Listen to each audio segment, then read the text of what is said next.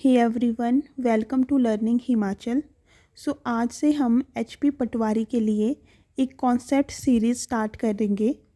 Basically इसमें होगा क्या कि हम जो है 60 इम्पॉर्टेंट कॉन्सेप्ट डिस्कस करेंगे जो कि हमने प्रीवियस ईयर पेपर को एनालाइज करके सेलेक्ट किए हैं और उस पर हम कंप्लीट वीडियो डिस्कस करेंगे। आज का जो हमारा टॉपिक है वो फार्मिंग के ऊपर है। यहाँ से हमारे को हर बार क्वेश्चन मिलता है और बहुत ही इजी क्वेश्चन आते हैं। जैसे यहाँ पे एक क्वेश्चन है जो कि प्रीवियस ईयर से लिया है, जिसमें पूछा है कि कौन सी स्टेट है जहाँ पर टेरेस फार्मिंग प्रैक्टिस की जाती है, और यहाँ हमको ऑप्शन दिए है कि पंजाब, उत्तर प्रदेश, हरियाणा या फिर उत्तराखंड। तो सबसे पहले तो हम यहाँ पर फार्मिंग के बारे में पढ़ेंगे, उसके सारे टाइप्स देखेंगे और लास्ट में जाके हम जो है इस क्वेश्चन का आंसर करेंगे। तो स्टार्ट करते हैं। उससे पहले अगर आप जो है एचपी पटवारी के लिए कंप्लीट कोर्स लेना चाहते हो जिसमें जो है लेक्चर, टेस्ट सीरीज़ सब कुछ इंक्लूड होगा, तो आप जो है इस नंबर पर कांटेक्ट कर सकते हो। और या फिर अगर आपको सिर्फ टेस्ट सीरीज़ ही लेनी है तो भी एक अलग से यहाँ पे एक आपको सिर्फ क्वेश्चन बेस जो है टेस्ट सीरीज़ मिल जाएगी। और डिटेल इन्फॉर्मेशन के लिए आप यहाँ पर इस नंबर पे कॉल या मैसेज कर सकते हो या फिर वेबसाइट पर जाके विज़िट कर सकते हो। ये यहाँ पे वेबसाइट भी है। तो हम अपना क्वेश्चन स्टार्ट करते हैं यहाँ पर। तो देखो, हमारे से पूछा था कि टेरेस फार्मिंग कहाँ की जाती है।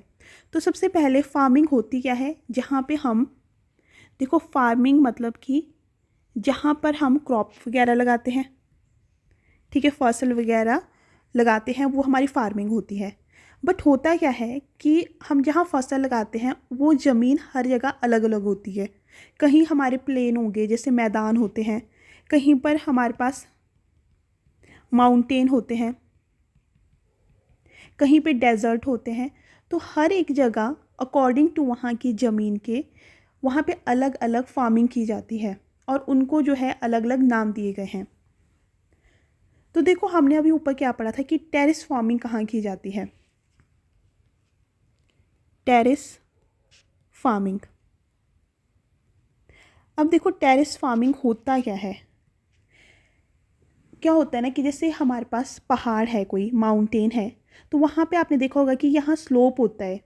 तो यहाँ हम एग्रीकल्चर तो कर नहीं सकते, क्योंकि देखो कितनी प्रॉब्लम आएगी। मान लो बारिश हो रही है तो पानी से ये चीज़, यहाँ से पानी तो बह जाएगा, उनको पानी नहीं मिलेगा। बाकी यहाँ पे ऐसा भी नहीं है कि हमारे पास कोई ग्राउंड है, प्लेन एरिया है कि हम वहाँ पर जो है मतलब एग्रीकल्चर कर सकें। इसलिए क्या किया जाता है कि जहाँ पे ढलान वाले एरिया होता है, जहाँ पे स्लोप वाला एरिया होता है, वहाँ पर हम ना ऐसे इस एरिया को काट कर वहाँ पे खेती करते हैं। उसी को हम जो है टेरेस फार्मिंग कहते हैं। और आप यहाँ पर टेरेस से याद रख सकते हो कि टेरेस हो गया ना हाइट, हाइट पे टेरेस होता है, वैसे याद रख लो कि माउंटेन मतलब हाइट। तो टेरेस फार्मिंग कहाँ की जाएगी, जो भी हमारा स्लोप एरिया होगा या माउंटेन होगा। तो यहाँ क्या होगा कि हर एक जगह ना स्टेप बनाए जाएंगे, ऐसे जैसे सीढ़ी होती है वैसे स्टेप बनाए जाएंगे, और इस स्टेप पे जो है जो भी हमारी क्रॉप है वो उगाई जाएगी हर एक स्टेप पे। ये हमारा माउंटेन आ गया इस तरीके से। अब यहाँ पे क्या होगा कि जब हमने यहाँ पर स्टेप बना दिए, ऐसे सीढ़ियाँ बना दी, तो बारिश होगी, तो बारिश देखो यहाँ बारिश टिक जाएगी इन खेतों में। अगर ये हम नहीं लगाए तो बारिश तो सीधी नीचे वो मतलब बारिश का पानी तो सीधा बह जाएगा और इन क्रॉप को तो पानी मिलेगा ही नहीं। इसलिए जो है हम यहाँ पर क्या करते हैं कि सीढ़ियाँ बना देते हैं, स्टेप बना देते हैं, ताकि कि हमारा जो पानी है वो भी बच सके। और साथ में अगर हम यहाँ से पानी जा रहा है तो पानी अपने साथ क्या करता है कि कंकड़ मिट्टी वगैरह ले जाता है, ठीक है। तो उससे क्या होता है, हमारा सॉइल इरोजन होगा, जब वो अपने साथ मिट्टी वगैरह अपने साथ ले जाएगा, तो वो भी हमारा यहाँ पे बच रहा है, क्योंकि यहाँ से पानी का जो स्पीड थी वो थोड़ी कम हो जाएगी, क्योंकि पानी अब ऐसे ऐसे करके बहेगा। इससे हमारा क्या हो रहा है कि एक तो क्रॉप को पानी भी मिल रहा है और दूसरा क्या हो रहा है कि हमारा जो सॉइल इरोजन हो रहा था वो भी बच रहा है। तो हम यहाँ पे ये भी याद रख सकते हैं कि अगर हमारे को, क्योंकि अब हमारे को जो है क्वेश्चन कैसे आते हैं कि पूरा एक्सप्लेन किया जाता है क्वेश्चन को, कॉन्सेप्ट वाइज आ रहे होते हैं। तो इसलिए हमको यहाँ पे ये भी याद रखना है कि प्रॉब्लम क्या क्या आती है, कि जैसे पानी की जो स्पीड है, ठीक है, स्पीड ऑफ वाटर, वो हमारा क्या हो जाएगा, यहाँ पे कम हो जाएगा, ठीक है। दूसरा हमने क्या देखा कि सॉइल जो इरोजन हो रहा था वो भी हमारा बच रहा है यहाँ पर, और जो ज़मीन है वो क्या हो रही है, स्लोप पे की जा रही है। तो ये आपको यहाँ पे याद रखना है टेरेस फार्मिंग के बारे में। अब बात आती है कि टेरेस फार्मिंग की कहाँ जाती है। यहाँ से हमको एक तो पता लग गया कि ये माउंटेन में या स्लोप वाले एरिया में की जा रही है। तो जो भी जहाँ भी जिस भी स्टेट में माउंटेन आ रहे हैं वो इसके आंसर हो जाएंगे। जैसे कि उत्तराखंड हो गया, हिमाचल प्रदेश हो गया, जम्मू कश्मीर हो गया, और जो हमारे नॉर्थ ईस्ट के स्टेट हो गए, जैसे कि हमारे पास मेघालय, नागालैंड वगैरह, वो सारे हमारा क्या करेंगे, टेरेस फार्मिंग की होगी वहाँ पर। अगर हम वर्ल्ड में देखें तो वर्ल्ड में जहाँ पे भी हमारे माउंटेन है वहाँ सारे में हमारी टेरेस फार्मिंग हो जाएगी, जैसे चाइना, नेपाल, फिलीपींस। तो ये हमारे सारे क्या आ जाएंगे, टेरेस फार्मिंग के एग्जाम्पल। अब देखो हमारे पास यहाँ पे क्या है, हमने देखा टेरेस फार्मिंग। एक हमारे पास होती है शिफ्टिंग कल्टीवेशन, जिसको हिंदी में बोला जाता है कि झूम खेती। इंग्लिश में भी इसको ऐसे लिख सकते हैं, झूम फार्मिंग। अब ये झूम फार्मिंग या शिफ्टिंग कल्टीवेशन कहाँ होती है, तो एक तो है हमारे पास आसाम, मेघालय, नॉर्थ ईस्ट की जो भी स्टेट है, नागालैंड, मिज़ोरम, त्रिपुरा, यहाँ सारी हमारी शिफ्टिंग कल्टीवेशन होती है। अब इसकी प्रोसेस क्या है, तो देखो यहाँ क्या होगा कि जो जंगल है, जंगल वाला जो एरिया है उसको क्या किया जाएगा, पहले जलाया जाएगा, ठीक है। इसको हमने सबसे पहले बर्न कर दिया, जला दिया। अब यहाँ क्या होगा कि 2 से 3 साल तक यहाँ पे फार्मिंग की जाएगी, और उसके बाद लास्ट में क्या होगा कि इस जो एरिया था उसको चेंज करके दूसरे जगह जो है फिर वहाँ पे हमारी फार्मिंग की जाएगी। तो सबसे पहले क्या हुआ कि जंगल था, उस जंगल को जलाया गया, ठीक है, वहाँ पे जो भी पेड़ पौधे थे सब कुछ जला दिया। फिर 2-3 साल तक वहाँ पर जो है फार्मिंग की गई, और उस 2-3 साल के बाद जो है उस जगह को छोड़ के जो है दूसरी जगह में शिफ्ट कर दिया गया। क्योंकि हम यहाँ शिफ्ट कर रहे हैं इसीलिए इसका नाम पड़ गया शिफ्टिंग कल्टीवेशन। एक और इसका नाम है स्लैश एंड बर्न एग्रीकल्चर। अब थर्ड है हमारे पास यहाँ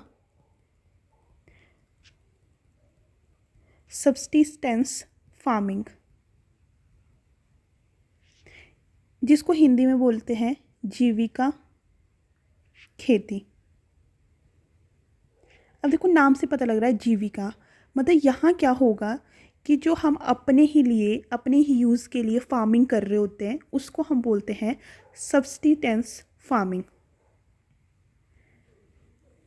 जैसे हम अपने घर पे थोड़ा बहुत सा लगा लेते हैं अपने गुजारे के लिए, वो हमारा इसमें आएगा। अब इसके एग्ज़ाम्पल हो गए हमारे पास बिहार, यूपी, झारखंड, उड़ीसा।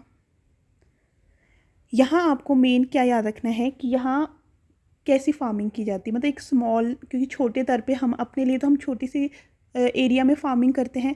तो यहाँ इम्पॉर्टेंट पॉइंट ये है कि यहाँ एक तो स्मॉल लैंड होगा और दूसरा लो प्रोडक्शन होगा। क्योंकि हमारे पास देखो ऐसा तो है नहीं कि हमारे पास बहुत सारी बड़ी बड़ी ज़मीन है, हमारे पास छोटी सी ज़मीन होती है, उसमें हम अपने गुजारे के लिए कुछ भी जो भी हमने लगाना होता है वो लगा देते हैं। दूसरा प्रोडक्शन भी वहाँ पे कम ही होगी, क्योंकि ज़मीन ही जब कम है तो हम प्रोडक्शन भी अपने अकॉर्डिंग, अपने जितनी हमको चाहिए उसके अकॉर्डिंग करेंगे। फिर फोर्थ है हमारे पास कॉमर्शियल फार्मिंग। अब देखो कॉमर्शियल फार्मिंग, कॉमर्शियल जो कॉमर्शियल वे में की जाए, मतलब कि हम यहाँ पे क्या करेंगे, यहाँ जो फार्मिंग होगी वो मार्केट में बेची जाएगी। अब ऐसी कौन सी स्टेट है जो कॉमर्शियल इतनी लार्ज स्केल पर फार्मिंग करती है कि बेचती भी है औरों को? तो पंजाब हो गया, या फिर हरियाणा, वेस्टर्न यूपी। तो यहाँ पे हमारी कॉमर्शियल जो है फार्मिंग की जाती है। फिर आगे है हमारे पास प्लांटेशन फार्मिंग। अब देखो प्लांटेशन फार्मिंग, इसमें क्या होता है कि लार्ज स्केल पर क्रॉप उगाई जाएगी। मतलब एक ही एरिया होगा और वहाँ पर मतलब बहुत बड़े एरिया पर जो है एक ही जो है फार्मिंग की जाएगी। अब कौन कौन सी, जैसे कि हमारे पास अगर हमारे से पूछे कि टी कौन सी फार्मिंग में आता है, तो वो प्लांटेशन में आता है। और टी कहाँ कहाँ होती है? आसाम में, वेस्ट बंगाल में। उसके अलावा कॉफ़ी, अब कॉफ़ी हमारा जो साउथ साइड है जैसे कि कर्नाटका, केरला, तमिलनाडु, यहाँ पे हमारी कॉफ़ी उगाई जाती है। रबड़ हो गया, रबड़ हमारा केरला में सबसे ज़्यादा उगाया जाता है। कोकोनट हो गया, तो ये भी हमारा कहाँ आ जाएगा? केरला आ जाएगा और तमिलनाडु आ जाएगा। तो ये हमारे प्लांटेशन फार्मिंग के एग्जाम्पल हो गए, जो कि लार्ज स्केल पर जो है एक ही क्रॉप वहाँ पे उगाई जाएगी। लार्ज स्केल पर एक ही क्रॉप उगाई जाएगी। फिर नेक्स्ट है हमारे पास ड्राई फार्मिंग। अब देखो ड्राई फार्मिंग क्या होता है।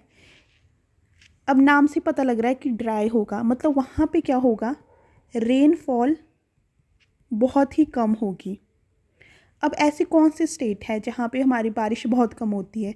जैसे राजस्थान हो गया, गुजरात हो गया, महाराष्ट्र हो गया, कर्नाटका हो गया। ये सारी स्टेट थी जहाँ पे हमारी बारिश कम होती है, वहाँ पे ड्राई फार्मिंग की जाती है। अब यहाँ पे आपको क्रॉप के नाम याद रखना है कि कौन कौन सी होती है, जैसे कि बाजरा, ज्वार, ग्राम। तो ये सारे इसके एग्जाम्पल आ जाएंगे ड्राई फार्मिंग के। फिर नेक्स्ट है हमारे पास वेट फार्मिंग।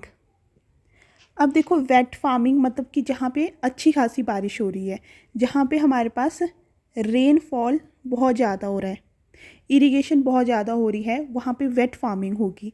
अब कहाँ ऐसी जगह है जहाँ पे बहुत ज़्यादा रेनफॉल होता है?